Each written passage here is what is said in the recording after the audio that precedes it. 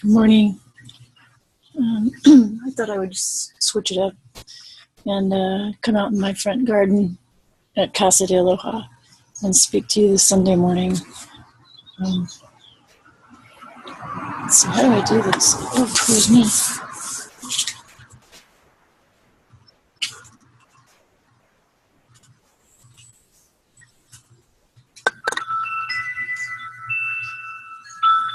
Where's Mount Eisenhower?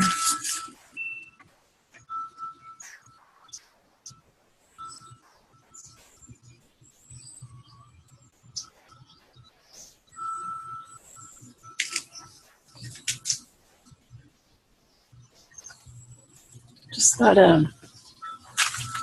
there's Dolce Kitty. Just thought we'd sit outside this morning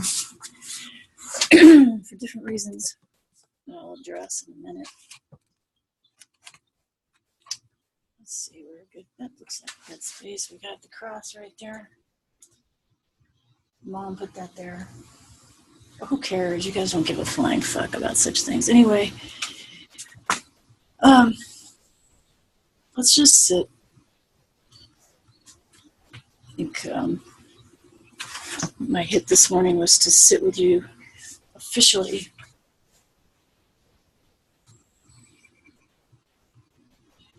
Because in silence, many things can be communicated.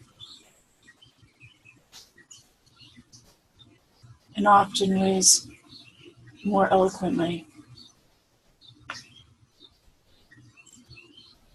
So go ahead and salute yourself this morning in whatever state you are in, emotionally, physically, spiritually. And go ahead and let's salute our breath, the ever-present reminder of this life and death and the thing in between. And see if you can extend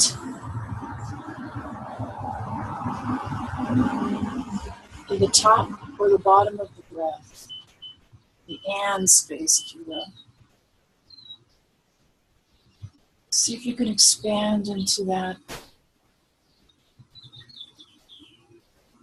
place of pause and eloquence, where everything seemingly stops and everything is accessible. And don't force it. Just notice how long you can suspend in that space without exhaling or inhaling.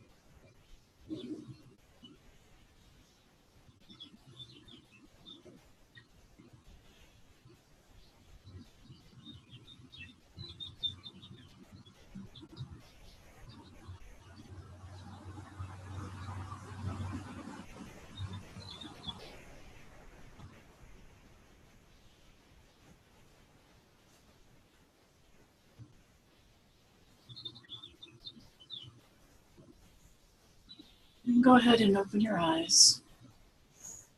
And like we've done in the past and we've done in other classes, just allow yourself to sweetly sit out of your forehead, out of the greedy, continuing with our last topic the last few weeks, out of the grasping greedy into the soft receiving, and just notice any kind of insight that comes, even in this brief moment, of what it would be like to live and interface from that place.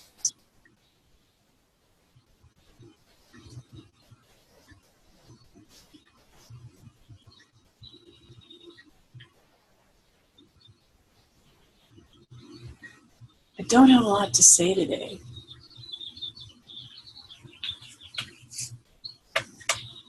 Um,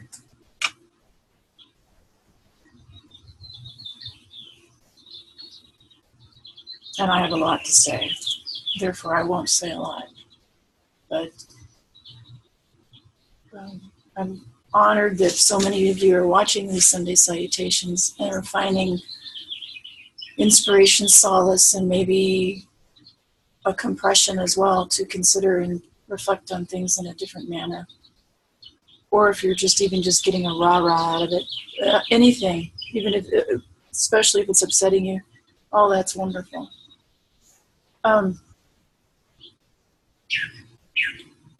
I've thought about many things to discuss today. I could go on the race tip. I could go on the inauguration tip. I could go on silence. I could go on communication breakdown. So many things have crossed my mind. The overriding thing is the profound lack of regard for deep reflection, especially as one feels more and more upset, perturbed, or perplexed. These are the invitations to go inward and be alone. I think I'm weary today, a little bit,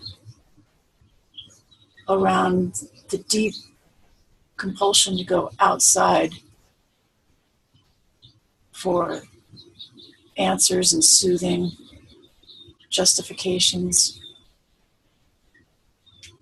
So I show up with my weariness with love and regard.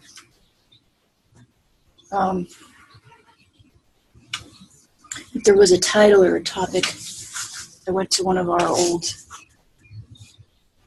Americano heroes, Waldo Emerson.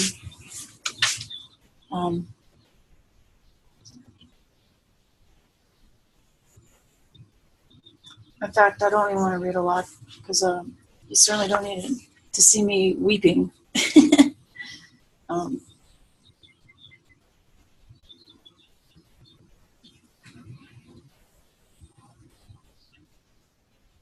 All right, I'll address two things.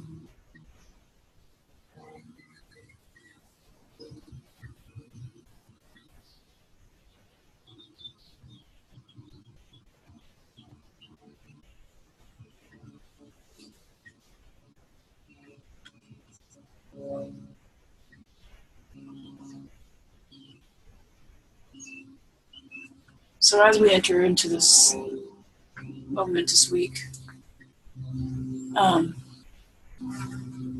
try to practice being back here so you can take in more of the cornucopia, the subtle and dimensional aspects out here in the world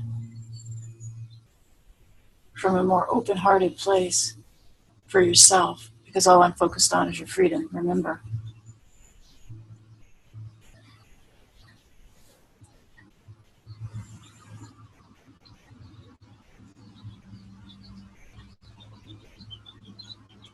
Live no longer to the expectation of these deceived and deceiving people with whom we converse.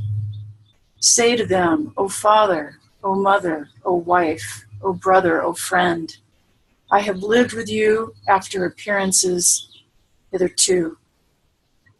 Henceforward I am the truths. Be it known unto you that henceforward I obey no law less than the eternal law. I will have no covenants but proximities. I shall endeavor to nourish my parents, to support my family, to be the chaste husband of one wife. But these relations I am fill after a new and unprecedented way.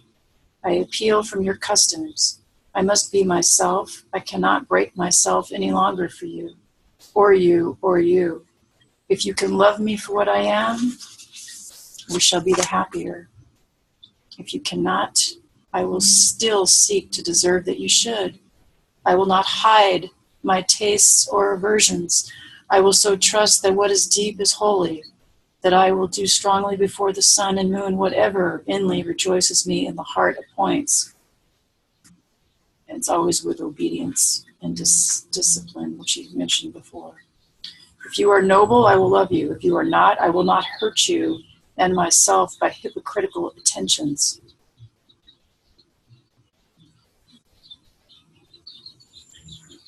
If you are true, but not in the same truth with me, cleave to your companions. I will seek my own. I do this not selfishly, but humbly and truly. It is alike your interest in mine, in all men's, however long we have dwelt in lies, to live in truth. Does this sound harsh today? You will soon love what is dictated by your nature as well as mine. And if we follow the truth, it will bring us out safe at last. But so may you give these friends pain. Yes, but I cannot sell my liberty and my power to save their sensibility. Besides, all persons have their moments of reason. When they look out into the region of absolute truth, then they will justify me and do the same thing. The populace think that your rejection of popular standards is a rejection of all standard and mere antinomianism, and the bold sensualist will use the name of philosophy to gild his crimes, which is very apparent. But the law of consciousness abides. There are two confessionals, in one or the other of which we must shriven. You may fulfill your round of duties by clearing yourself in the direct or in the reflex way. Consider whether you have satisfied your relations to father, mother, cousin, neighbor, town, cat, and dog, whether any of these can upbraid you. But I may also neglect this reflex standard and absolve myself to be me. I have my own stern claims in perfect circle. It denies the name of duty to many offices that are called duties. But if I can discharge its debts, it enables me to dispense with the popular code. And truly, I skip ahead, and truly it demands something godlike in him who has cast off the common motives of humanity and has ventured to trust himself for a taskmaster. High be his heart, faithful his will, clear his sight, that he may in good earnest be doctrine, society, law to himself, that a simple purpose may be to him as strong as iron necessity is to others. If any man consider the present aspects of what is called by distinction society, he will see the need of these ethics. The sinew and heart of man seem to be drawn out, and we are become timorous, desponding whimperers. We are afraid of truth, afraid of fortune, afraid of death, and afraid of each other. Our age yields no great and perfect persons. We want men and women who shall renovate life and our social state, but we see that most natures are insolvent, cannot satisfy their own wants, have an ambition out of all proportion to their practical force, and do lean and beg day and night continually. Safety, I want safety. Our housekeeping is mendicant. Our arts, our occupations, our marriages, our religion, we have not chosen, but society has chosen for us. We are parlor soldiers. We shun the rugged battle of fate, where strength is born. I guess things really haven't changed much, huh? And they have. If our young men miscarry in their first enterprises, they lose all heart. If the young merchant fails, men say he is ruined. If the finest genius studies at one of our colleges and is not installed in an office within 1 year afterwards in the cities or suburbs of Boston or New York, it seems to his friends and to himself that he is right in being disheartened and complaining the rest of his life.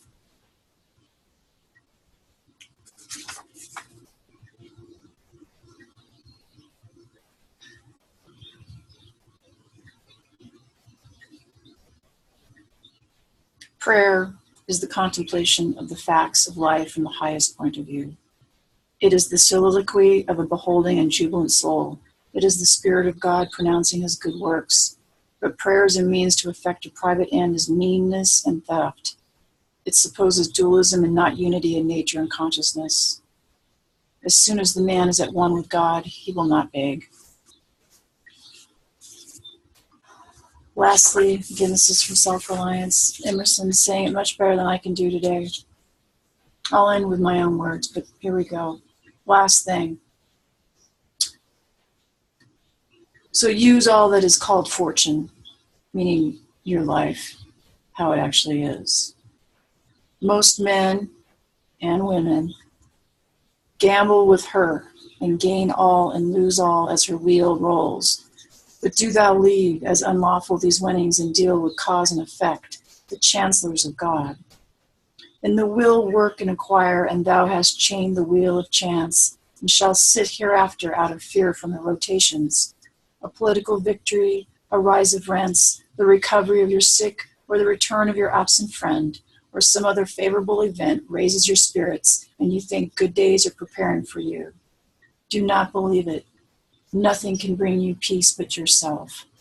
Nothing can bring you peace but the triumph of principles.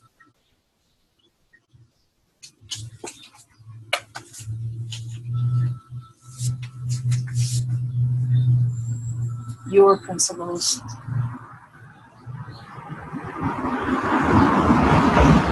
Do you want real truth? Do you want real freedom?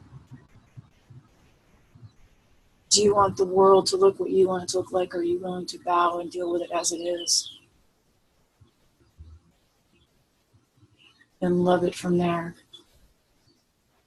These are deep questions and reflections.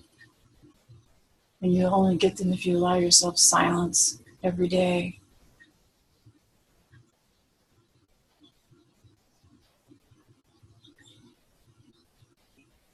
When will we judge someone by their character and not their color? Thank you, Martin. Reverend. That goes for every color. When will we get past appearances from every walk of life? It only happens here, and it happens personal at the individual level.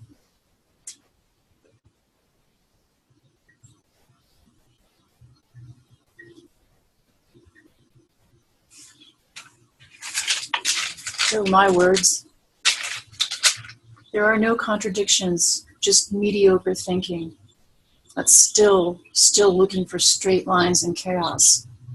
Give up looking for straight lines, and you will fall in love with God. On that, I salute exiting President Obama. Thank you for your services and your talents. I salute the incoming President-elect Trump. And your talents, may they be used to the best of your ability. May we all put down our sword and support you in the way that we can.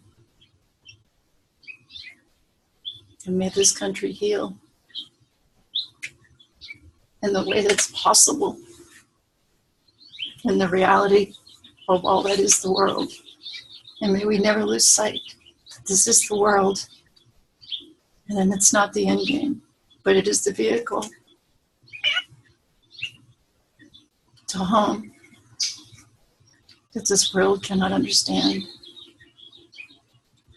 The paradox is there. May you go in peace and humor. God bless you. Another day in paradise. Don't fall asleep.